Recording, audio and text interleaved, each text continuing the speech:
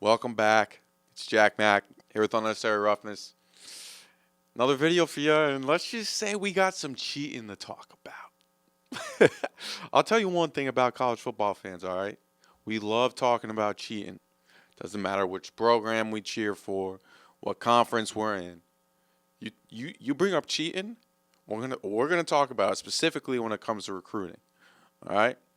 Now, a little bit of a bombshell dropped on the college football world. I'm not going to call it that big of a bombshell, but little nugget came out over the weekend. We posted on our Twitter account. Rush Propst. Now you probably don't know who that is, and I don't blame you. He's a very famous, not very famous. I shouldn't say very.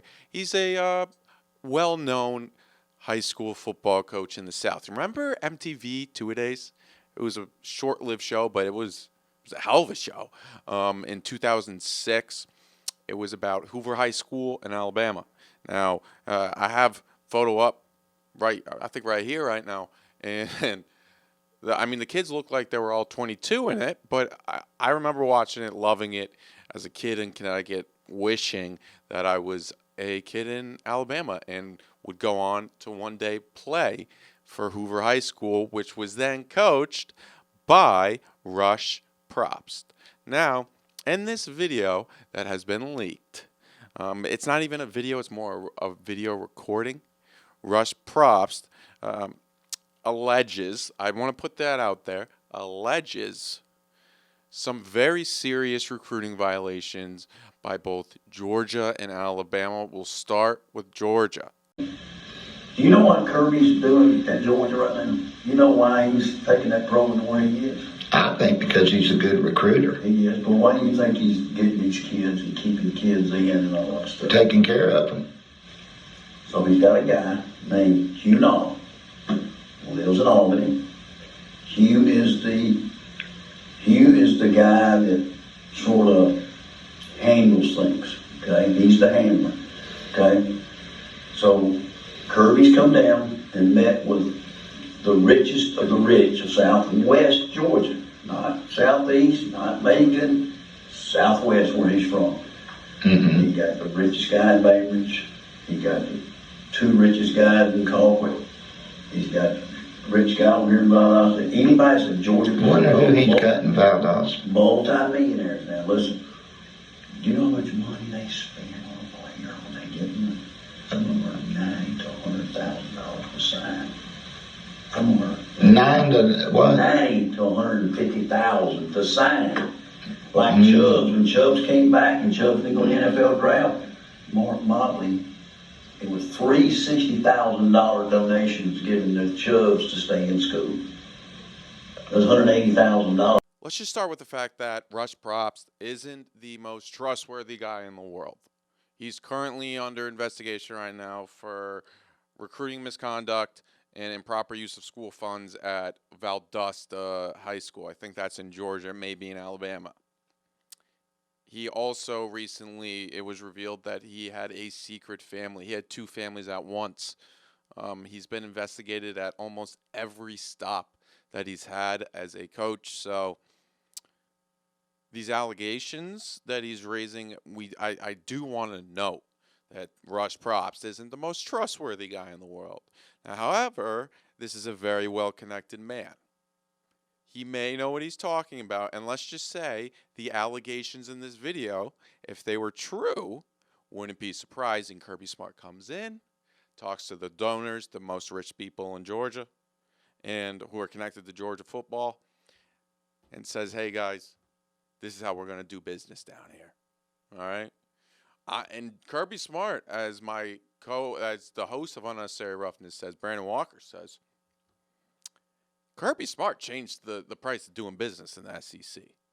Now, within the video, Rush Propst, he says that upwards of $90,000 to $150,000 were given to recruits by Georgia. Now, that's something I've always wondered, right? How much because these recruits are getting paid. Like, you think the value of bringing in a 5-star to your program is through the roof. I think it's upwards of like $3 to $5 million. I'll put the study up right here. All right, so I may be saying the wrong number, but it's valuable. So yeah, if you can get the donor to drop off a duffel bag, obviously the donor's not gonna do it, but somebody to drop off the duffel bag at this kid's house, 150K from Georgia, in a Georgia duffel bag, you're gonna do it. There's nothing wrong with that either, and especially for the kids, accept that. Take that money, take that bag. However, this is against the rules. This is against NCAA rules. And if the NCAA actually wanted to take down a place like Georgia, Alabama, Clemson, they probably could. He also alleges that there were 3 separate $60,000 donations that came in from the donors to Nick Chubb to convince him to stay at school. That was Kirby's first year, I think, at Georgia. They lost in the national championship game. The Tua came in, but that was actually year 2. I apologize, year 2 for Kirby. Now, speaking of Alabama, he also went on to talk about Alabama. Nick Saban. I was going to say, that was going to be my next guess. See, Nick's got it made because Nick's got one guy he answers to, Paul Bear Bryant Jr. Paul Jr. is his go-to guy, he's the second richest guy in Alabama. Well, the third richest guy in Alabama is the guy from the Mobile. And so, Amos Cooper. So, Amos handles all the Mobile money. Coach Bryant had that set up in the 60s, 70s. So, Mobile, where all the dirty money comes, or over around Aliceville up to the west side of the state, up around Florence, down in that Joe Wheeler State Park money. Mm-hmm. And I'm telling you, that's how Alabama handles every bit of their damn recruiting. Now this, from Rush, some damn good content. The Georgia stuff was great. We know that that great programs like Alabama, Georgia, Clemson, Florida, they pay players. It was interesting to hear that Nick Chubb costs around $180K to keep in school. It was interesting to hear that you have to pay around $150K for a top recruit. That's great. It's interesting to hear those numbers, but we know they're cheating. That's the price that they pay. That's how you win. But how Alabama does business, that's interesting. This is some organized crime family shit. All right, let's go over, and I did a little bit of research, looked into some things. We'll start with Paul Bear Bryant, head coach at Alabama back in the 60s, 70s, 80s. I don't know how long. I think that's how long he was. Won a bunch of national championships. He has a statue outside Bryant-Denny Stadium. All right, beloved at Alabama. It's Nick Saban and Paul Bear Bryant, both of them together. Now, in the 60s, he essentially founded a People's Bank. Later, in 2005, his son, Paul Bear Bryant Jr., who, by the way, a bunch of UAB fans blame for their football program going away, and I think 2016 or maybe 2017. That's a video for another time. But he then took that People's Bank and then created a very big bank in Alabama called Bryant Bank in 2005. Essentially, what Rush is saying or alleging, that's the proper way to say it, is that if Nick Saban needs recruiting funds, and I'm not saying funds to send an assistant coach to a steakhouse, I'm saying duffel bag funds. You can pick up what I'm putting down, which is what the boosters do. They put down the duffel bags at a recruit's house or maybe their grandma's house, However, Paul Bear Bryant is the guy, Paul Bear Bryant Jr. is the guy that Nick Saban goes to. He's the one that he goes to get the money, and that money is washed through the Bryant Bank. It was established in 2005. You can look it up on the internet. It's everywhere in Alabama. I think they may even have more locations. I don't know for sure if this is true. We don't know if it's true. These are all allegations that came from Rush. But if true, Alabama, by golly, some crazy shit, man. I respect it. This is something you'd see in like a mafia movie. Speaking of mafia and whatnot, I don't think Rush knew that he was being recorded. But I was surprised he spilled the details like this. He's essentially, I guess he was not speaking, but he was this was recorded this past weekend, or maybe that's not for sure, but it came out on Saturday. He was at the Valdosta Touchdown Club. He was speaking with the director there, Michael Nubb Nelson. Now, obviously, as I mentioned earlier in the video, that Rush is being investigated at Valdosta right now for misusing funds. However, I was surprised he went into detail. I would assume that he didn't think this was going to get out, but he snitched. You know, this is a member of the football coaching fraternity. A big member of it, a guy who's been around for a long time, and you don't fuck around with the football coaching fraternity. All right, once you're in there, it's kind of like the mafia. It's not the best place to be, but they're going to take care of you. How many coaches have we seen who have either one, they've covered up stuff for, or two, they go away for 2 years and then they come back like nothing happened? That's the football coaching fraternity. This guy's in it.